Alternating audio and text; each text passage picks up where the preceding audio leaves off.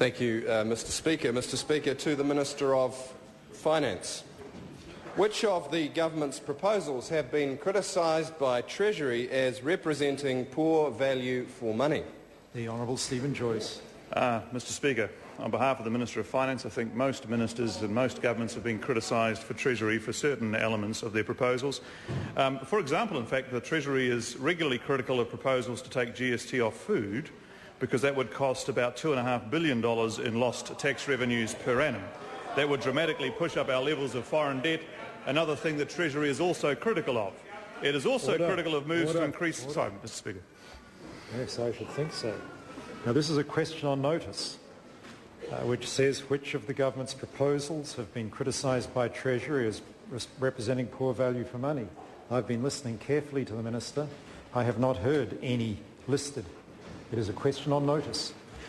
The Honourable Gerry Brownlee. Mr Chairman, an open question like that surely has to allow the Minister some scope to narrow it down to the portfolio area in which it's asked. If it's just a general question, I'll get my office to come over here with a wheelbarrow full of stuff relating to the previous government's policies, which Treasury consistently said were poor value for money. Order. I hear what the member says, and it may be that if there have been so many criticisms, it may be a very long list, and maybe we don't expect the Minister to make it exhaustive. But there was no attempt made to advise the House which of the government's proposals have been criticised by Treasury. The question appears to be in order. It is a very particular question. It is a primary question. It is capable of answer, and I don't expect an answer to attack the opposition without making any attempt to answer the question. The Honourable Steven Joyce. Mr Speaker, the Treasury... I think we should give the Minister a chance to answer it.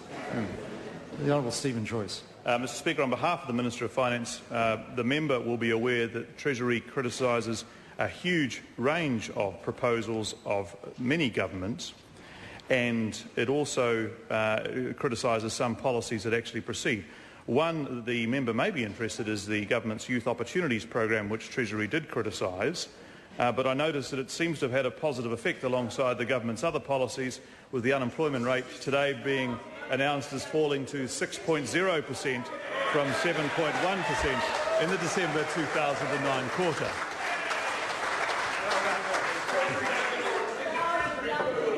Order. Yep. Mr Speaker. The Honourable David. Order. Mr. The Honourable Speaker, David Cunliffe. When the Minister said earlier that he would not be funding the Cycleway project, not this year, not next year, or not the year after, was this because he agreed with Treasury advice that it was poor value for money?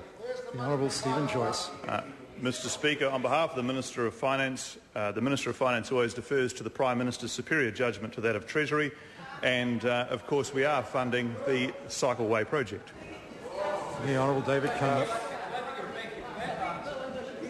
Following on from that answer, why is he continuing to implement policies like the Cycleway, which Treasury said was low-quality spending, when he is also axing home help for the elderly on the same grounds? The Honourable Steven Joyce.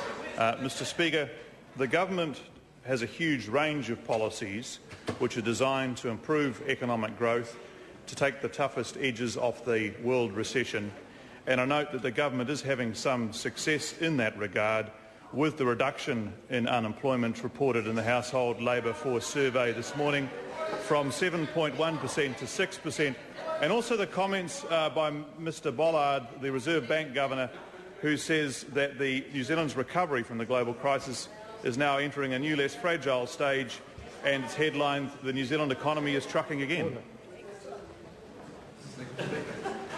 The Honourable David Cunliffe. It is the Minister's contention that the recovery is now fully underway. What does he say to the hundreds of thousands of New Zealanders who have gone without wage rises, who face rises in the cost of living, or who have lost their jobs? Sir, what does he say to them now that he is trumpeting the arrival of the recovery?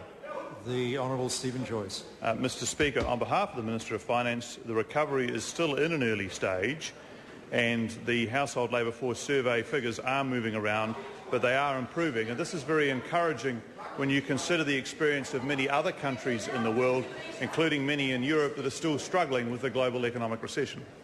Simon Bridges. What kinds of economic policies would threaten New Zealand's recovery and destroy jobs? The Honourable Mr. Steven Speaker, Joyce. on behalf of the Minister of Finance, the biggest threat to our recovery would be an economic policy mix that featured soaring debt, higher taxes and never-ending budget deficits. This is precisely the scenario this government inherited in late 2008, when New Zealand had already been in recession for most of that year. This government has taken concrete steps to reduce our debt, get our economy growing again and getting people into sustainable jobs. That is evidenced in figures today, but Labor never learns. It is still promoting a recipe of more debt and higher taxes. Question number 5, Dr. Jackie Blue. Order, I've called Dr. Jackie Blue. Thank you, Mr. Speaker.